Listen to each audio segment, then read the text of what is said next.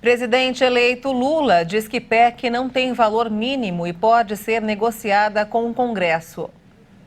Governo pede aval do TCU para abrir crédito extraordinário de 13 bilhões e 600 milhões de reais para a Previdência. E você vai ver também. Bombeiros do Paraná entram no 4º dia de buscas por vítimas do deslizamento de terra. Pelé trata infecção respiratória e tem quadro de saúde estável, segundo o boletim médico. Ucrânia admite que até 13 mil soldados podem ter morrido desde o começo da invasão russa.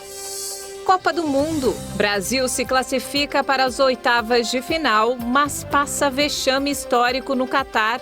Agora no Jornal das 18h30.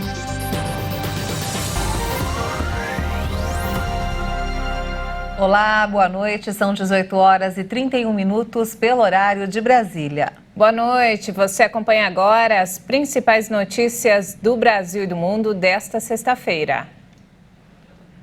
O presidente eleito Lula afirmou hoje que a PEC não tem valor mínimo e pode ser negociada. Lula e a presidente do PT, Gleisi Hoffmann, se reuniram na sede da transição de governo em Brasília. Lula respondeu a perguntas sobre as mudanças no valor da chamada PEC da transição e disse que a proposta já foi alinhada com os presidentes da Câmara e do Senado e outras lideranças. O presidente eleito disse ainda que não há sinal de que as pessoas querem alterar a proposta de emenda à Constituição. Lula foi abordado ainda sobre o orçamento secreto e enfatizou a importância da emenda estar dentro da programação de necessidades do governo e ser liberada de acordo com os interesses do governo. O relator do orçamento e autor da PEC, Marcelo Castro, está com o orçamento de 2023 parado, também no aguardo das definições da proposta.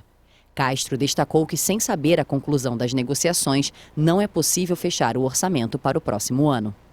A equipe do novo governo pretende anunciar os nomes para a economia na próxima semana. Um deles deve ser do ex-prefeito de São Paulo, Fernando Haddad, para o Ministério da Fazenda. Os senadores estão pressionando por indicação na área econômica para destravar a PEC do estouro. Faltando menos de 30 dias para o fim do governo de Jair Bolsonaro, a Casa Civil consultou o Tribunal de Contas da União para abertura de crédito extraordinário no valor de 13 bilhões e 600 milhões de reais. Os recursos seriam direcionados para pagar despesas bloqueadas por conta de gastos obrigatórios. O gasto fica fora do teto e o presidente Bolsonaro poderia pagar despesas como as emendas de relator. Os documentos enviados ao Ministério do Tribunal de Contas da União apontou que houve aumento de 15 bilhões e 400 milhões nas despesas. O crédito seria usado para pagar despesas obrigatórias com Previdência, de acordo com a Casa Civil, e os recursos do orçamento seriam usados para suprir as emendas de relator, que são discricionárias. A Corte deve apresentar o relatório na próxima quarta-feira, dia 14. O objetivo do governo atual é usar o parecer positivo do TCU como base para a edição de uma medida provisória para liberar o crédito extraordinário. A presidente do Supremo Tribunal Federal e ministra Rosa Weber liberou para julgamento hoje os processos para o orçamento secreto. Weber é a relatora dos processos. A data do julgamento em definitivo no plenário ainda não foi divulgada, mas deve ocorrer ainda no mês de dezembro. No mês passado, o Procurador-Geral da República, Augusto Aras, defendeu que a Corte considere constitucionais as novas regras aprovadas pelo Congresso para o pagamento das emendas de relator. A ministra havia suspendido com uma liminar em novembro do ano passado as ações que questionam a legalidade das emendas e pouco depois flexibilizou a própria decisão e liberou o pagamento das emendas de relator, havendo transparência na distribuição dos recursos. As emendas são como ficaram conhecidos os atos da Câmara e do Senado relativos à execução do indicador de resultado primário. A liberação de 4 bilhões de reais esquecidos em bancos deve ficar para o ano que vem. Marcada inicialmente para começar em maio deste ano, a nova etapa do serviço do Banco Central ainda não tem data definida. O dinheiro a ser devolvido vem de contas correntes ou de poupanças encerradas e não sacadas. São valores de cobranças indevidas de tarifas ou de obrigações de créditos previstas, cotas de capital e rateio de sobras líquidas de associados de cooperativas de crédito e grupos de consórcios extintos, resíduos de PIS/PASEP e até mesmo saldo em FGTS. A segunda etapa do programa tinha previsão de liberar 4 bilhões e 100 milhões de reais a pessoas físicas e jurídicas de todo o país. Ao todo, a estimativa era disponibilizar 8 bilhões na economia. Na primeira fase, encerrada em abril, foram disponibilizados 3 bilhões e 900 milhões de reais, mas apenas 8% ou 321 milhões de reais foram solicitados pela plataforma do Banco Central. A segunda fase do programa para sacar dinheiro esquecido em instituições financeiras deve ficar para 2023. A consulta ao sistema de valores a receber estava prevista para ser retomada em 2 de maio, mas foi suspensa inicialmente por causa da greve dos servidores da instituição, que terminou em julho. Segundo o Banco Central, equipes técnicas da instituição estão promovendo melhorias no sistema e por isso foi adiada a liberação do valor. Vamos agora ao mercado financeiro. O dólar fechou em alta nesta sexta-feira, depois que o presidente eleito Lula mostrou resistência a reduzir o montante de gastos extra-teto embutido na PEC da transição e se esquivou de perguntas sobre quem será seu ministro da Fazenda. A moeda norte-americana subiu 0,36% e encerrou o dia cotada a R$ 5,21 na venda. A produção industrial cresceu em outubro após 2 meses de queda. Segundo o IBGE, o setor alimentício contribuiu para o bom resultado. Puxada por alimentos e metalurgia, a produção industrial registrou alta de 0,3% na passagem de setembro para outubro. O IBGE informou que essa foi a primeira variação positiva após 2 meses de queda.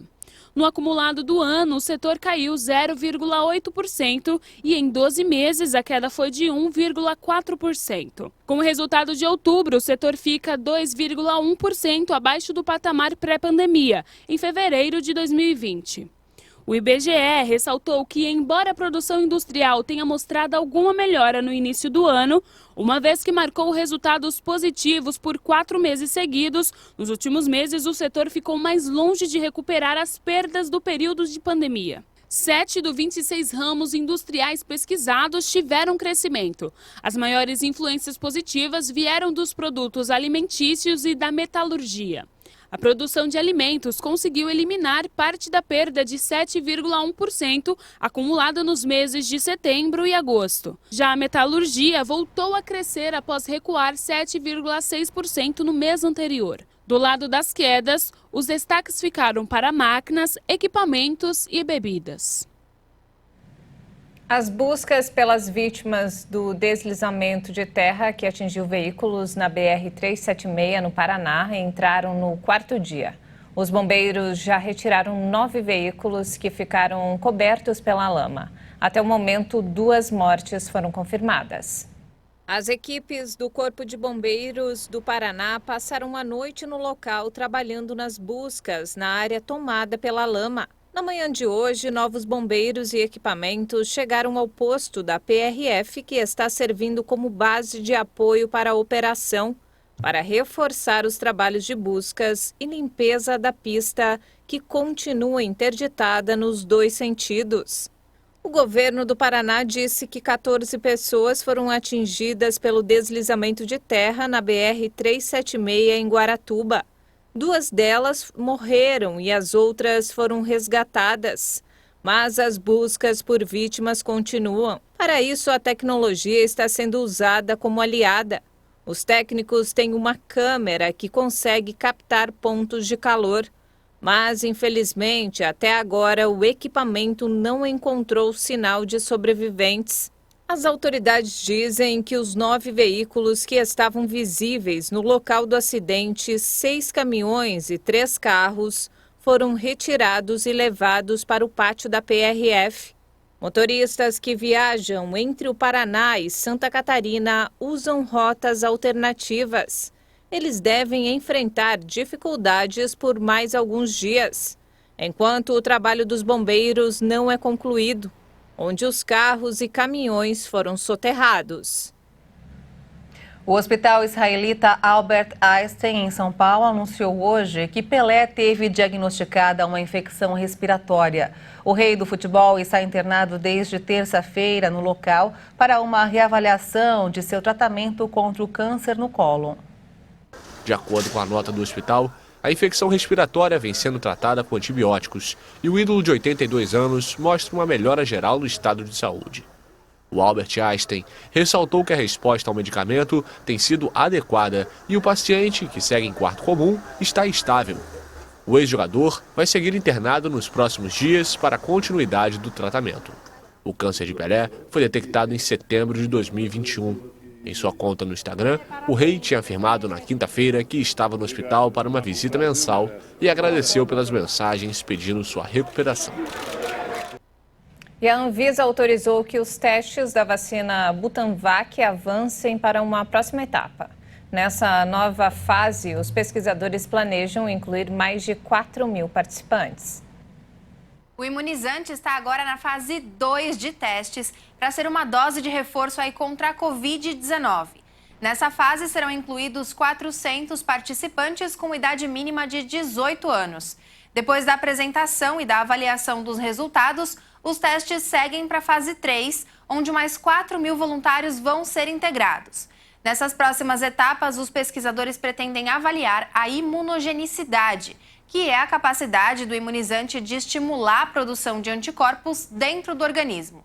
Para participar, os voluntários precisarão comprovar a imunização com as 4 primeiras doses de qualquer vacina contra a Covid-19. Com a utilização aí, a aplicação tendo acontecido entre 120 e 240 dias antes do início dos testes. A Butanvac é uma vacina recombinante de vírus inativado. Então, a fabricação utiliza um processo que tem um custo menor e é o mesmo utilizado na produção da vacina da gripe.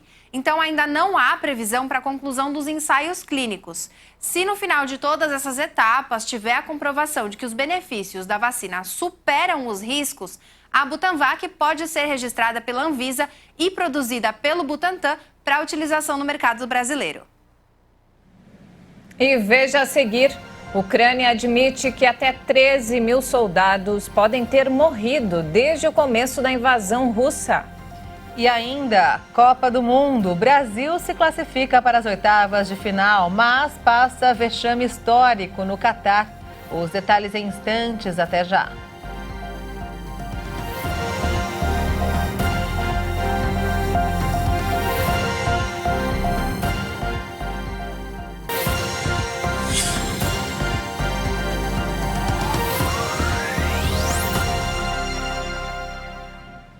Estamos de volta, 18 horas e 45 minutos, pelo horário de Brasília.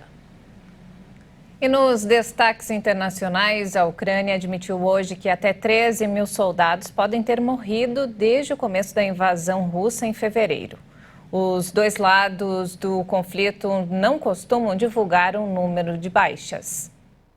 O assessor do presidente Volodymyr Zelensky, Mikhailo Podolyak, disse à imprensa ucraniana que as estimativas do Estado-Maior vão de 10.000 a 13.000 soldados mortos. Ele afirmou ainda que Zelensky vai divulgar os dados oficiais no momento adequado. Em junho, quando as forças russas tomaram o controle da região de Lugansk, o presidente detalhou que a Ucrânia perdia de 60 a 100 soldados por dia e quase 500 feridos em combate.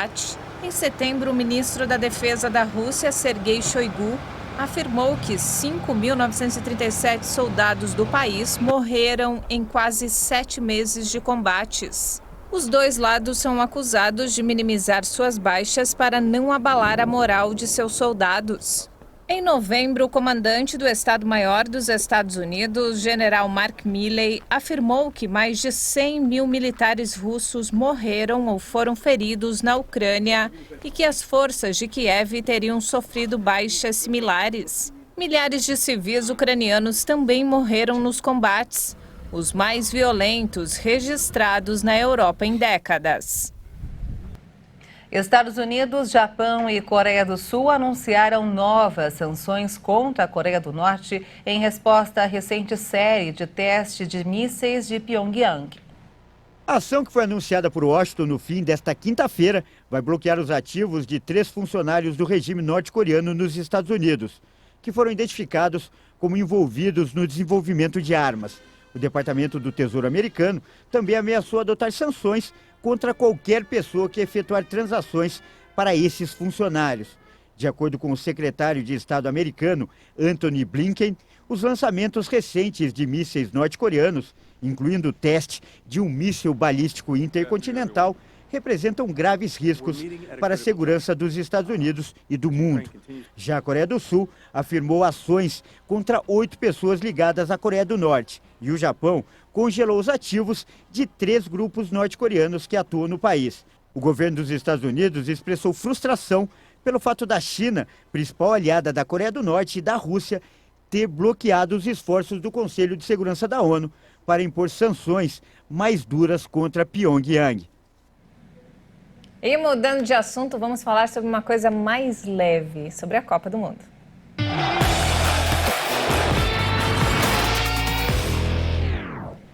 E quem está aqui é Leonardo Félix, mais uma vez, com todas as informações desta sexta-feira. Hoje teve muita emoção no Grupo H e o Brasil, que entrou em campo, mas decepcionou, né, Léo? Boa noite. Boa noite, Léo. Boa noite, Juliana. Boa noite, Maria, a todos que nos assistem aqui. E acabaram agora há pouco as 2 partidas da fase de grupos, as 2 últimas partidas da fase de grupos da Copa, né, válidas pelo Grupo G, a chave do Brasil.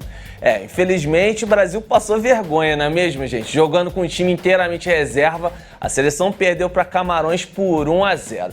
Mesmo assim, se classificou para as oitavas de final em primeiro lugar do grupo e vai enfrentar na segunda-feira, às 4 da tarde, no horário de Brasília, a Coreia do Sul, para avançar às quartas de final. Na outra partida do Grupo G, a Suíça venceu a Sérvia por 3-2. Agora os suíços encaram Portugal nas oitavas, na terça-feira, às 4 da tarde. E como a Maria falou sobre muita emoção, a Coreia do Sul venceu de virada a seleção de Portugal e se garantiu nas oitavas da Copa como o segundo colocado do Grupo H. Os asiáticos agora estão no caminho do Brasil rumo ao Hexa. Em um jogo emocionante, a Coreia do Sul virou para cima de Portugal no finalzinho do segundo tempo e voltou ao mata-mata da Copa do Mundo depois de 12 anos. Os europeus abriram o placar logo aos 4 minutos, depois que Ricardo Horta completou o passe de Dalot. O gol sofrido não abalou os asiáticos. Ainda no primeiro tempo, Kim Il-gon aproveitou uma bola que sobrou na área de Portugal e empatou. Quando o cronômetro já marcava 45 minutos da etapa final, Son puxou ótimo contra-ataque e tocou para Hwang Hee-chan sacramentar a virada. Com a vitória, a Coreia do Sul chegou aos 4 pontos e garantiu a segunda colocação do Grupo H pelo critério de gols marcados. A seleção asiática anotou 4 gols na fase de grupos, enquanto o Uruguai balançou as redes somente 2 vezes. E Gana e o Uruguai fizeram um jogo de idas e vindas até o fim. Apesar da vitória uruguaia por 2-0, o placar não foi suficiente para a Celeste se classificar. Os africanos também foram eliminados. Precisando vencer a qualquer custo, os uruguaios foram para ataque logo no início e saíram na frente minutos após o pênalti desperdiçado por André Ayew. Arrascaeta aproveitou o rebote do goleiro e abriu o placar. Pouco depois, o jogador do Flamengo acertou um golaço para ampliar. Como o resultado entre Coreia e Portugal favorecia o Uruguai, os sul-americanos colocaram o pé no freio. O jogo continuou movimentado, mas só voltou a ter muita emoção depois que a Coreia virou.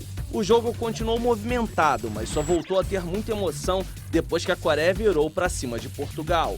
O Uruguai precisava fazer mais um gol, mas não conseguiu balançar as redes ganesas. Com isso, os 2 países voltaram mais cedo para casa. É isso aí, eu volto na segunda-feira com mais informações da Copa do Mundo aqui no Jornal das 6h30. E esperamos que com outro resultado, né, Léo, do Brasil na segunda-feira. A gente formou a bandeira brasileira com esperança de um bom resultado. Certo, né, Leonardo? Certo, né, gente? Mas a gente tem fé, segunda-feira a gente vai voltar aqui mais alegre, falando da classificação brasileira. Eu visto preto na segunda-feira, quem sabe dá sorte. É a anti-zica, né? É verdade, vai que dá certo, né? Serão bons resultados na segunda, vamos contar com isso, Léo. Estamos na torcida. Obrigada, até bom segunda. Fim de semana, Léo. Para vocês também, até lá. Olha só, durante o período de Copa do Mundo, muita gente pensa sobre como deve ser a emoção de ir até um estádio assistir os jogos. Exatamente, e foi nessa onda que o investidor esportivo Lucas estabeleceu uma meta. assistir todos os jogos desta Copa e no Catar. E o recorde mundial é do brasileiro.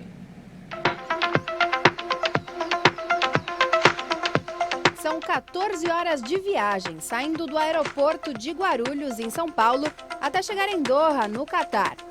A missão? Assistir os 64 jogos da Copa do Mundo. Todos da arquibancada, é claro.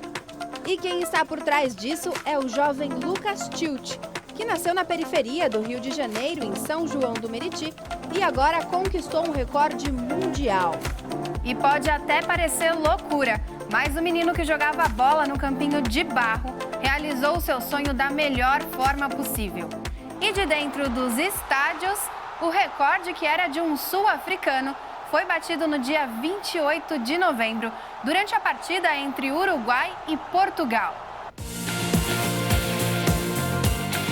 Para ter o título de recordista, o Lucas precisou marcar presença em 32 jogos, o que para ele foi fácil devido ao planejamento de 4 anos.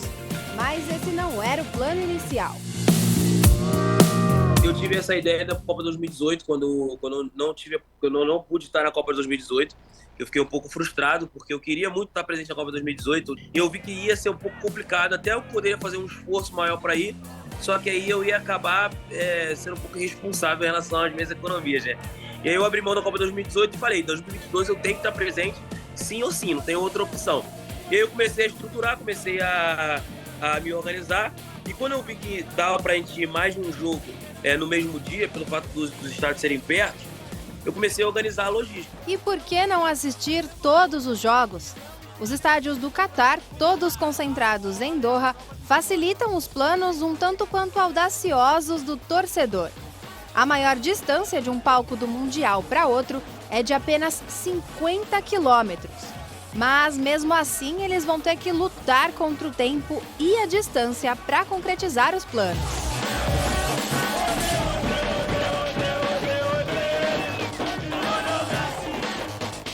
A experiência é única e cansativa. O dia dele começa no dia anterior. Ao chegar do último jogo, que termina meia-noite, ele vai até o hotel, já toma um banho e deixa tudo separado. No dia seguinte, o horário de acordar é às 10. E aí ele toma um café reforçado, que é quase um almoço, e quando dá meio-dia, parte para a maratona de jogos. Mas com um grupo de amigos disposto, tudo fica mais fácil. A gente não consegue parar, por exemplo, o carro dentro do estacionamento do estádio. A gente tem que parar ou longe, ou então a gente tem que ir de metrô e aí tem que caminhar até chegar no estádio e ainda sair do estádio já rápido para chegar no outro. Então, assim, está sendo bastante cansativo, mas muito prazeroso também, né? Além de toda essa logística, o influenciador precisou investir pesado. Uns 500, 400 mil reais. A questão de todos os ingressos da Copa, passagem, hospedagem, alimentação, está sendo mais ou menos isso, entre 400 e 500 mil. Só para a gente ter uma noção, os ingressos dos jogos podem variar de R$ 365 a mais de R$ 3.000. Olha, o que a gente sabe é que depois do Lucas e dos amigos dele, vai ser muito difícil alguém conseguir tirar o recorde. Afinal, as próximas Copas do Mundo acontecerão em países onde a logística não favorece. E mesmo tendo assistido a mais jogos que o agora ex-recordista sul-africano, o Lucas continua batendo o próprio recorde dia após dia.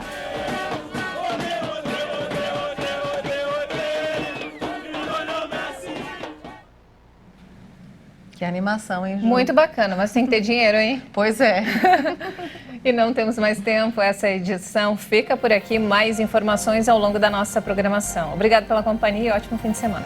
Um ótimo fim de semana para você, obrigada pela companhia e até segunda.